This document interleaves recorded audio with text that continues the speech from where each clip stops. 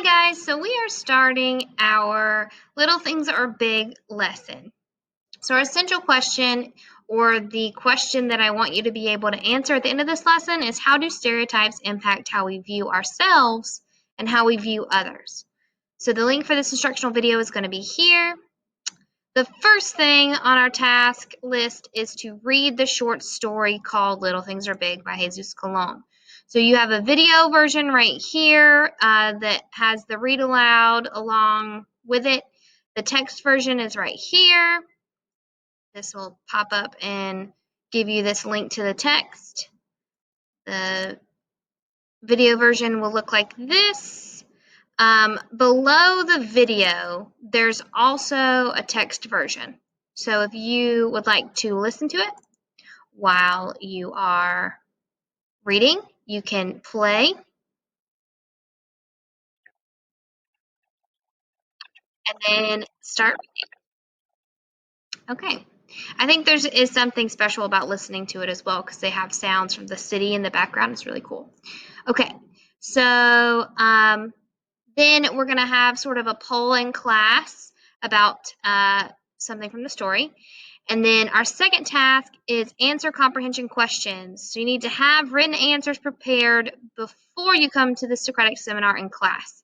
So there are 1, 2, 3, 4, 5, 6 questions. First one says, what was Jesus Colon's dilemma on the train? What were the different factors he was weighing in his mind? What was at stake in Colon's decision? How did he feel about his choice afterwards? Why do you think he wrote the story? Why do you think Colon titled his essay Little Things Are Big? And that's the theme. Create a different ending to the story. What do you think Colon might have done? Number 5, how do you think the woman might have responded to the action you have imagined for Colon in the question above? Describe the effect of the action on Colon. Number 6, how do your concerns about how others might perceive you affect your actions? And this is kind of generally like you as in people, but you can also talk about your life and yourself. So I'm going to talk a little bit about these comprehension questions. These are higher level thinking, open-ended questions. You can't answer any of them with a yes or a no.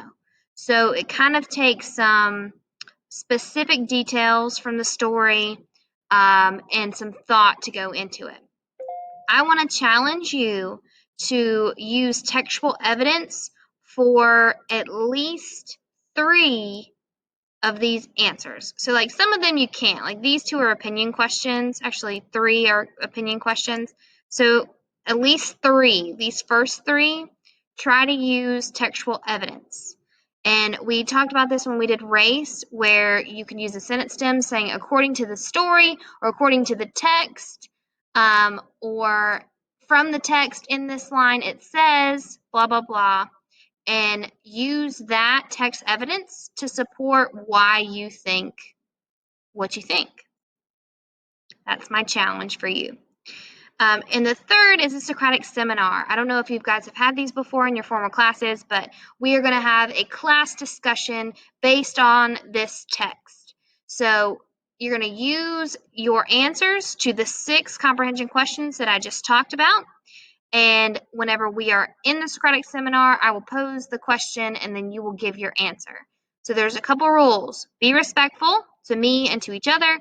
Speak clearly. If you are glitching, type your answers.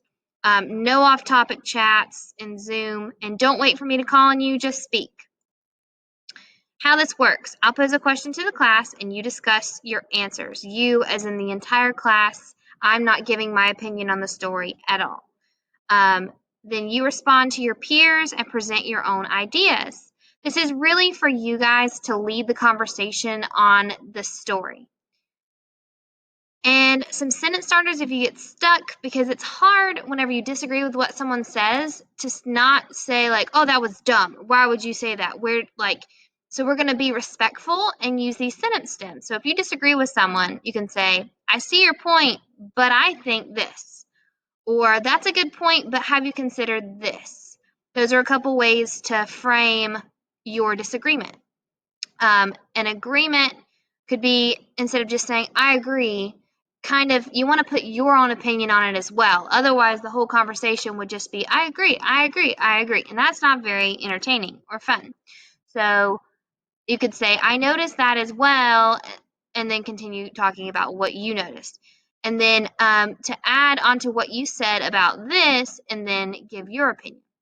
Whenever you feel like we have beat this horse to death, or there's so many things already been said about a question, and you want to move on to the next one, you can say, I think we have exhausted this topic.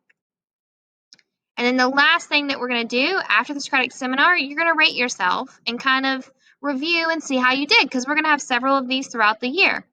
Things to consider, you don't have to answer these questions. These are just what you're considering when you're rating yourself. How do you think you did during the seminar? You're obviously considering that when you're rating yourself. And did you speak at least twice? Did you cite textual evidence in your answers? And did you listen to your peers? So if you did all of those things, then go ahead and give yourself a giant 10 right there. And then explain to me why you gave yourself this score. Say, because I cited textual evidence, because I spoke 3 or 4 times, because I listened to all my peers and I was engaged the entire time. And then the last part is, what is your goal for the next Socratic seminar? Because we are going to have a lot of these. And if at first you're like, man, I wish I would have cited textual evidence more, I wish I would have spoken a couple more times, those can be your goals for next time. And that is it. I'm excited to start this. I will see you guys later. Bye.